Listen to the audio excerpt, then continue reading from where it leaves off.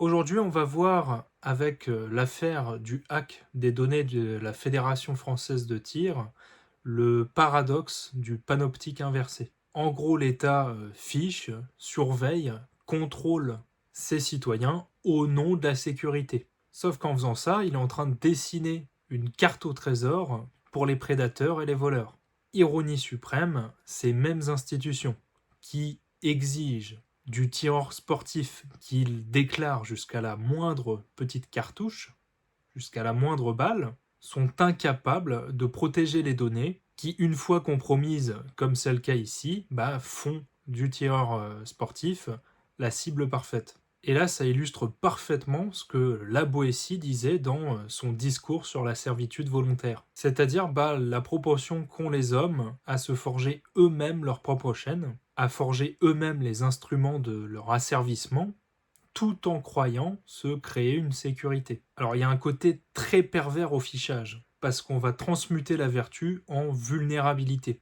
Si on prend l'exemple de la victime de Villeurbanne, eh bien on y décrit un tireur sportif exemplaire, un bon citoyen, honnête, respectueux, moins de 15 armes, un coffre-fort, conforme et une traçabilité irréprochable. En gros, un citoyen tel que l'État en rêve, c'est-à-dire un citoyen docile, transparent, prévisible. Et c'est précisément cette docilité qui va lui porter préjudice. Le souci, c'est qu'on a inversé les valeurs. Ce qui devrait être vertu, donc la conformité, se transmute en vulnérabilité. Tandis que l'opacité criminelle, ça reste l'or véritable, puisque intouchable et insaisissable. Les cambrioleurs qui ont séquestré ce pauvre homme, c'était pas des amateurs improvisés. Ils connaissaient son adresse précise, l'existence de son coffre et le contenu approximatif. En gros, ils avaient toutes les informations que l'État avait gentiment et soigneusement compilées. Dans Ainsi parlait Zarathustra, vous avez Nietzsche qui dit, je cite, l'État, c'est le plus froid des monstres froids, il ment froidement, et voici le mensonge qui sort de sa bouche. Moi, l'État, je suis le peuple.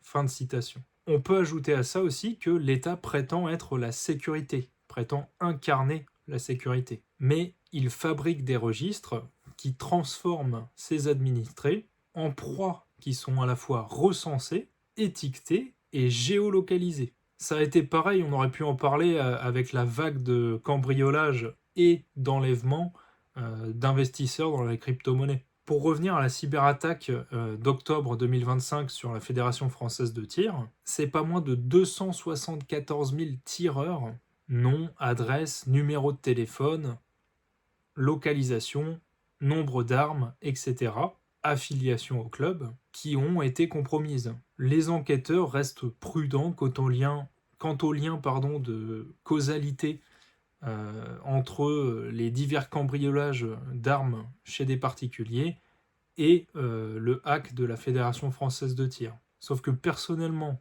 quand je vois à l'entraînement, dans un dojo ou autre, une personne qui enchaîne 3 coups de manière rythmique, parce qu'il y a eu le hack en octobre, et puis dès novembre, il y a eu des cambriolages, et en décembre, il y a eu le cas de Villeurbanne, 3 coups aussi rythmés, moi je parle pas de coïncidence, hein, c'est prémédité. Les criminels sont loin d'être stupides, hein, et ils savent lire les cartes que l'État leur dessine. Involontairement sûrement, mais le fait est qu'ils les dessinent quand même. Je me permets une petite digression martiale, mais dans la boxe française que je pratique, on nous enseigne aussi le principe du jeu de jambes. En gros, ne jamais être là où l'adversaire anticipe que vous serez. Et le tireur sportif, lui, il est condamné à être là où l'État l'attend. Faut savoir que la réglementation française impose la déclaration de toutes les armes, le stockage au domicile dans un coffre agréé, la limitation à 15 armes par détenteur sportif et la traçabilité des achats de munitions, à savoir qu'il ne faut pas dépasser un maximum de 3000 munitions par an. Sur le papier, ces mesures sont faites pour protéger les citoyens, pour assurer la sécurité. Dans les faits, ça crée un effet de marqueur. Celui qui respecte les règles scrupuleusement, ça devient le point blanc sur une page noire. Tandis que le criminel opère dans l'ombre la plus totale. Vous avez Thoreau d'ailleurs dans La désobéissance civile qui écrivait la chose suivante, je cite, la loi n'a jamais rendu l'homme plus juste d'un iota, et par leur respect pour elle, Les hommes bien intentionnés, eux-mêmes, sont transformés quotidiennement en agents de l'injustice. Fin de citation. Et encore là, c'est plus l'homme qui devient agent de l'injustice, c'est la donnée administrative elle-même qui le désigne à l'injustice d'autrui. Alors j'aimerais bien trouver un fonctionnaire capable d'assumer la responsabilité de ceci, de cette compromission. Car pour moi, c'est là le cœur du scandale. L'État exige des citoyens une responsabilité totale, c'est-à-dire respecter chaque règle sous peine d'amende, voire de prison, mais s'octroie lui-même une irresponsabilité institutionnelle absolue. Un peu comme à l'époque des subprimes, où il me semble qu'il n'y a qu'un seul pays qui a condamné certains banquiers pour cette crise. Les autres sont restés impunis. Alors de ce que je lis sur les articles, la fédération se contente de dire d'être prudent, de faire preuve de prudence. Ne pas s'afficher avec ses armes sur les réseaux, par exemple, vérifier l'identité des policiers et rester discret. Autrement dit, débrouillez-vous avec les conséquences de nos négligences. En gros, c'est comme si, après avoir dressé la liste de toutes les maisons qui contiendraient des coffres-forts remplis d'or, et avoir laissé traîner cette liste sur la place publique, eh ben on conseillait aux propriétaires de renforcer leur serrure. Personnellement, en combat, quand mon adversaire baisse sa garde, me donne un boulevard pour lui mettre un coup, je le frappe. Je lui mets un direct. Par contre, si c'est mon entraîneur qui baisse volontairement ma garde devant l'adversaire et ensuite me reproche de m'être fait frapper, là on quitte le domaine sportif et on entre dans la trahison. Alors est-ce qu'une révolution pacifique est possible? Je ne suis pas sûr. D'un point de vue minarchiste, je défendrais plutôt l'autonomie absolue de l'individu. Dans ce cas précis, si un citoyen souhaite pratiquer le tir sportif, et donc posséder des armes pour ce faire, il accepte la responsabilité totale qui en découle, d'accord, et l'État devrait se limiter à garantir que cette personne-là ne porte pas préjudice à autrui. Point barre, il n'y a pas besoin de plus. Sauf qu'on vit sous un régime différent et qu'on n'est pas dans une société minarchiste. On est dans celle du contrôle maximal assorti d'une protection minimale. L'État veut tout savoir et tout recenser, mais il refuse d'endosser les conséquences lorsque sa surveillance se retourne contre ceux qu'il surveille, qu'il est censé protéger, et qu'il surveille pour, soi-disant, les protéger. Si on revient sur la Boétie que je citais tout à l'heure, il va dire que les tyrans ne sont puissants que de la puissance qu'on veut bien leur donner. Ici, les tireurs sportifs ont accepté le contrat social, celui de dire on se soumet à vos règles et en échange vous nous garantissez une sécurité juridique. Sauf que ce contrat social est rompu unilatéralement. L'État continue d'exiger la soumission, mais ne peut plus garantir la contrepartie. Alors si je dis que la révolution pacifique elle n'est pas possible, c'est pas un souhait de violence, encore moins un appel. Je pratique les arts martiaux depuis que j'ai 4 ans, donc autant vous dire que je suis plutôt du style à dire qu'il vaut mieux être un artiste martial dans un jardin qu'un jardinier sur un champ de bataille, mais le monstre froid de Nietzsche ne se réchauffe pas au supplique. Il ne recule que devant la désobéissance effective ou l'effondrement de sa légitimité. Alors est-ce qu'il y a des solutions? Certains clubs proposent une solution pragmatique, par exemple, à savoir stocker les armes dans des infrastructures sportives sous vidéosurveillance. Bon, c'est bien, c'est déjà une idée sympathique, une proposition sympathique, sauf qu'effectivement, là, la Fédération française de tir a totalement raison. Faire ça, mettre toutes les armes dans un lieu unique, ça transformerait les clubs en cibles de luxe. Et là, on aurait des braquages de grande envergure, c'est sûr et certain. De toute façon, déplacer le risque ailleurs, c'est pas annuler ce risque. Là, ce serait le redistribuer et potentiellement avec des enjeux encore plus graves.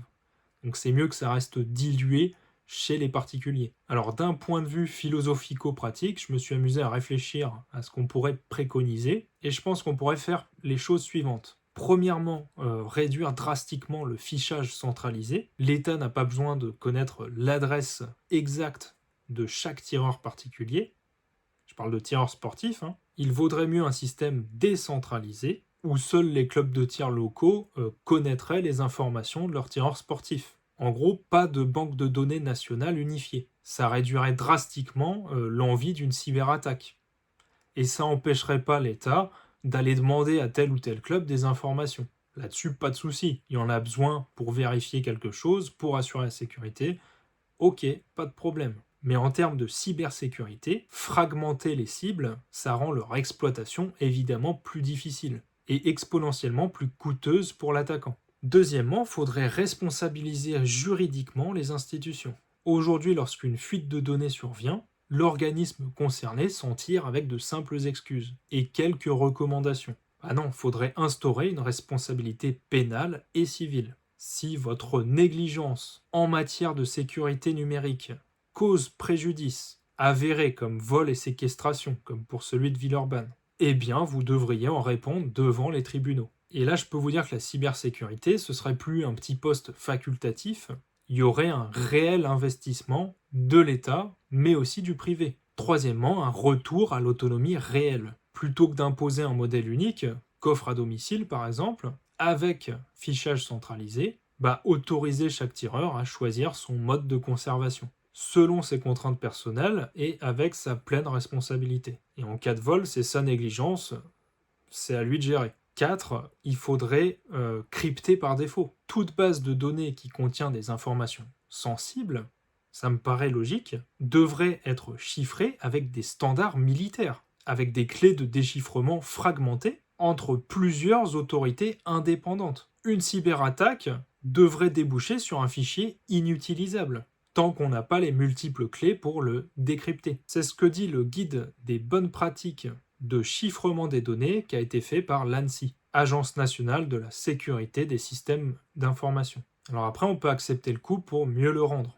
C'est un principe contre-intuitif que moi j'ai découvert avec les arts martiaux. Parfois, il faut accepter d'encaisser un coup pour créer l'ouverture qui permettra de donner une réponse décisive, plus puissante. Les tireurs sportifs en ce moment encaissent une série de coups. Villeurbanne actuellement, c'est que le plus spectaculaire. Mais cette accumulation pourrait créer une prise de conscience collective. De toute façon, soit vous êtes dans la résignation, et dans ce cas-là, soit vous abandonnez votre passion, vous rendez vos armes et vous acceptez la défaite, soit vous êtes dans la révolte et vous exigez collectivement une refonte du système. Et l'histoire suggère que les institutions ne bougent que lorsque la seconde option leur devient trop coûteuse. On n'en est pas encore là, mais chaque nouvelle agression nous rapproche de ce point de bascule. Le dogme actuel affirme que plus de fichage égale plus de sécurité. Pourtant, l'affaire de Villeurbanne et le hack de la Fédération française de tir, et il n'y a pas longtemps, il y a aussi eu le hack du DGFIP,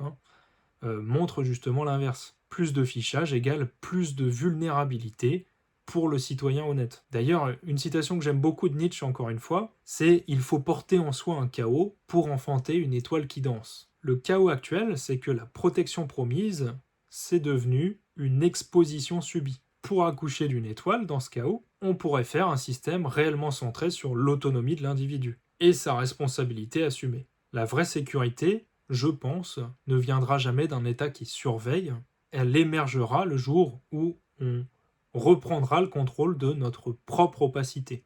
Et ça, vous pouvez le faire de plein de manières différentes, autant sur la santé que sur vos économies. Je vous ai mis plusieurs liens dans la description de cette vidéo, notamment un lien vers NordVPN. Si vous voulez commencer à vous sécuriser un petit peu, à reprendre le contrôle de votre vie numérique. J'avais d'ailleurs fait une vidéo sur l'identité numérique que vous pouvez aller voir sur ma chaîne. Je vous ai aussi mis d'autres liens vers de l'autonomie financière, notamment avec DeGiro, avec Ledger et avec GoMining. Allez voir ça, renseignez-vous, soyez souverain dans vos choix. N'hésitez pas aussi, si vous voulez apprendre à mieux réfléchir et à mieux parler, rejoignez ma communauté premium. J'y mets chaque semaine un exercice, soit de rhétorique, soit de philosophie. Ça vous permet d'affiner, d'améliorer vos compétences dans l'art de la pensée et dans l'art de la parole. Et ça, c'est des compétences qui sont absolument indispensables aujourd'hui, qu'importe le métier que vous faites. Voilà, si ça vous a plu, n'hésitez pas à liker, partager, vous abonner, commenter. Et puis, je vous dis à bientôt. Salut et prenez soin de vous.